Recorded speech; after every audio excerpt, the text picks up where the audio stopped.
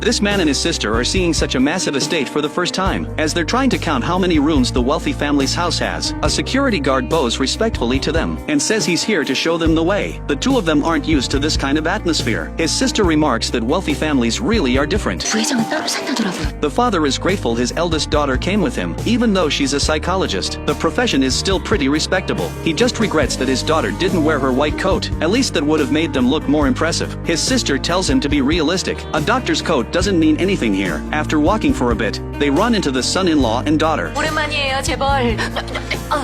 제부. Even though the sister knows her brother-in-law, she still accidentally says the wrong thing. From the way they greet each other, the son-in-law and father seem to get along pretty well. At this point, Patrick's parents come out to greet them. After exchanging pleasantries, both sets of parents have introduced themselves. 안녕하세요, 미성 큰언니입니다. 의사입니다. 그 정신과 의사. The father momentarily forgets that being a doctor means nothing to the ultra-wealthy. Soon it's time for dinner. Even though there are many female servers, the portion sizes aren't very large. Patrick's mother asks the father if medium-rare steak suits his taste, but the father misunderstands. He says that maintaining a proper level of hunger is good for his lean physique. His embarrassed sister reminds him that she was asking about how he likes his steak cooked. Just say it's fine. Only then does the father admit he rarely eats steak. After everyone shares a laugh, Patrick's mother suggests they discuss the wedding plans. 그런 것들은 신경 쓰지 않으셔도 됩니다. She says she's prepared all the wedding dresses for Ella, and adds that because Ella is her precious daughter-in-law, she's prepared the finest mansion and luxury car. She mentions giving her a Maserati. Ella feels a bit anxious, but Patrick's mother adds that in-laws shouldn't live so far apart. She asks the father to move near Patrick's house, and they happen to have a property there. Such expensive gifts. The father can only wait for Ella to respond. Unexpectedly, Ella responds like this. 이렇게는 결혼 못하겠습니다.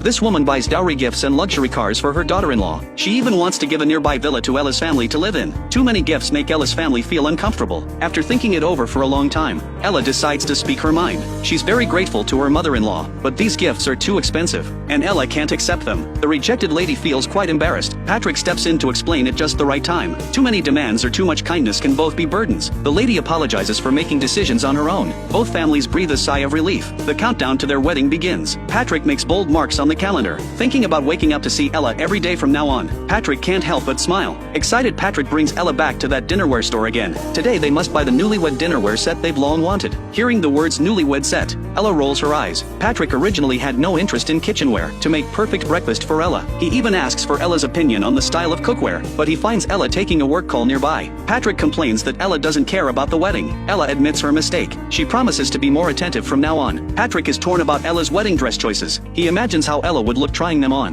Every style makes his heart flutter. He even thoughtfully selects beautiful hairstyles for Ella. Listening to Patrick explain each style, Ella nods as if she half understands. Patrick asks Ella for praise for being so considerate. Ella gives a perfunctory smile and rushes off to a meeting. Watching Ella calmly leave, Patrick, left behind, stands there stunned for a long time. Patrick arrives at the bridal shop early. They had agreed to try on wedding outfits together. Anticipating, Patrick starts constantly urging her to hurry, but urgent matters keep Ella tied up. She can only be a little late. Thinking about how stunning they'll look, Patrick is full of anticipation. Patrick puts on the handsome formal wear. Even he starts to envy Ella for marrying such a perfect husband.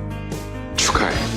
나를 솔드아웃 시킨 거야. But Ella's continued absence leaves him somewhat disappointed. Rushing over, Ella finds the shop has already closed. She doesn't know what to do. Patrick, who had been waiting for a long time, appears nearby. Ella apologizes for being late. Patrick knows this can't be entirely Ella's fault, but he still feels quite disappointed inside. To cheer Patrick up a bit, she takes Patrick to a nice coffee shop. Patrick somehow finds it familiar. Ella suddenly remembers this is where she came for a blind date last time. 여기 커피 되게 맛있죠? Hearing the words blind date, Patrick gets emotional. Ella also feels somewhat embarrassed. Patrick doesn't know why Ella brought him to her blind date spot. Trying to explain, Ella only makes things worse. This reminds Patrick of that deeply hurtful experience. It makes Patrick feel very wronged. Ella pulls him away from there. Faced with Ella's attempts to act cute and make up, jealous Patrick keeps bringing up the blind date. This makes Ella, who had been patient all along, explode. A series of rhetorical questions leaves Patrick about to explain. Just then he receives a call from a colleague in a bad mood inviting him to drink.